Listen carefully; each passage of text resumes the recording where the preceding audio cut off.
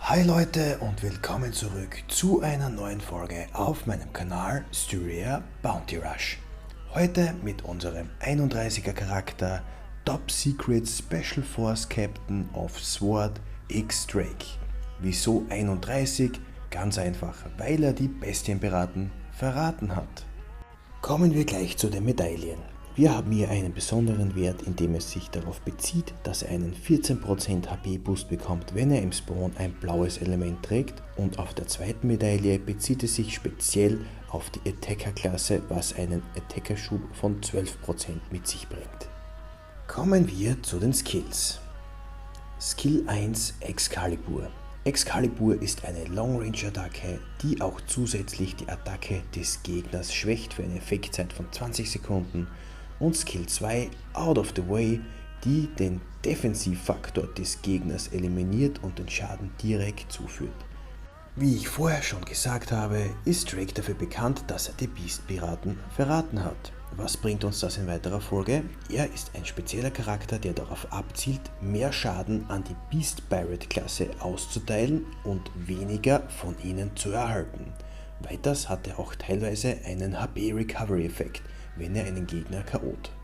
Außerdem ist auch der Inbegriff eines Stehaufmännchens, denn jedes Mal, wenn er gedownt wird, erhalten wir einen 15%igen Recovery auf unsere Health Points.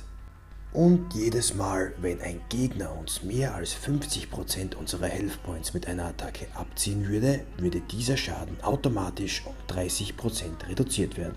Und der Boost Rate bringt uns wieder 20% mehr Schaden auf unsere Skills. Und zum Start präsentieren wir gleich mal Skill 1 Excalibur und Skill 2 Out of the Way. Mit Excalibur können wir einen weiteren Vorstoß nach vorne machen, wie es die Long Range Attacke schon im Vorhinein gesagt hat.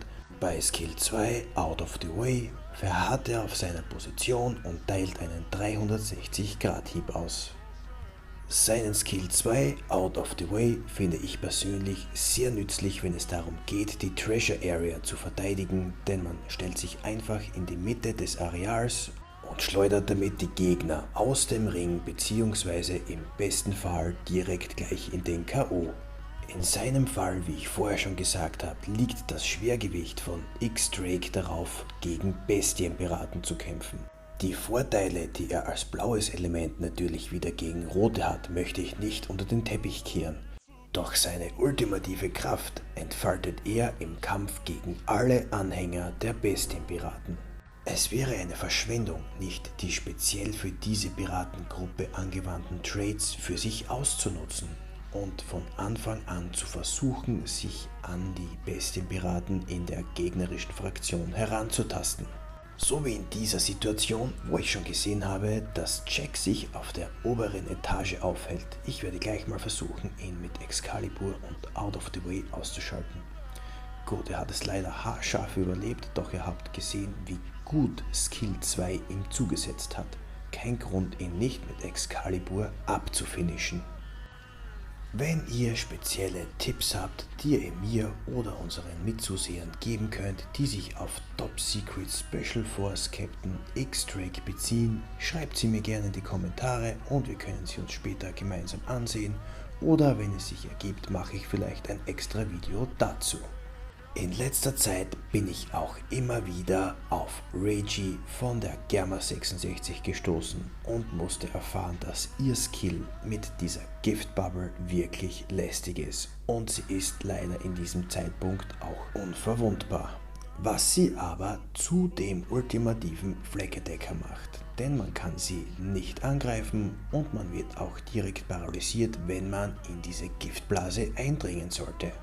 Hier haben wir ein gutes Beispiel, wie euer Vorteil gegenüber den Beast Pirates aussehen kann. Speziell wenn ihr auch noch im Treasure Area steht, habt ihr den Vorteil, weniger Schaden zu erhalten, wenn ihr von einem Beast Pirate angegriffen werdet, beziehungsweise ihr teilt mehr aus. Viele von euch kennen Perfect Hybrid Kaido und wissen, wie schwer er einmal zu downen ist, was für uns jetzt nicht das große Problem war, wie wir gesehen haben. Wenn ihr die Möglichkeit habt, würde ich zuerst mit Skill 2 angreifen. Im Falle, dass der Gegner nämlich den Perfect Dodge anwendet, könnt ihr in zweiter Instanz dann mit Skill 1 Excalibur einen Direct Hit landen, was ansonsten nur doppelt verschwendet wäre. Denn die Chance, dass er zwei Perfect Dodge hintereinander zustande bringt, ist beinahe null. Auch wisst ihr bestimmt, wie zäh Big Mom All-In normal zu KO'en ist. Doch in diesem Fall habt ihr gesehen, wir waren im Treasure-Kreis, haben einfach unseren Skill 2 aktiviert und der Rest ist auch schon wieder Geschichte. Das Ergebnis am Scoreboard spricht eigentlich für sich selbst. 9 KOs und 2 eroberte Flaggen. Queen bietet uns jetzt ein gutes Beispiel, um zu zeigen, wie resistent Drake in der Verteidigung gegen die Bestienpiraten ist. Denn die meisten von euch werden schon wissen, wie stark die Skills von Queen sind. Und wenn wir jetzt auf den Health Point Stand von Drake sehen, können wir gut erkennen, dass er uns nicht mal ein Drittel unserer Health Points geraubt hat. Und wir direkt in den Gegenangriff übergehen können. Jetzt haben wir Gott sei Dank wieder Skill 1 Excalibur zur Verfügung und können Queen dorthin schicken, wo er herkam. Für alle von euch, die die Serie verfolgen, wissen wir, dass Drake zur Worst Generation gehört und er eigentlich schon von Anfang an einer meiner Favoriten aus dieser designierten Runde war. Was mich im Nachhinein sehr gefreut hat, dass er auch durch mehrere verschiedene Charaktere in diesem Spiel gewürdigt wird. Eine Fähigkeit eines wirklich lästigen Charakters ist die von King. Seine Fähigkeit, nicht getroffen zu werden, während er einen Flaggenbereich einnimmt für die ersten 3 Schläge, ist sehr lähmend, wenn es darum geht, dass man ihn mit Skill 1 oder Skill 2 angreifen will. Somit ist die einzige Lösung, ihn den Flaggenbereich fertig erobern zu lassen oder ihn dementsprechend oft mit einzelnen Schlägen zu attackieren, um ihn aus seiner Verteidigung zu bringen.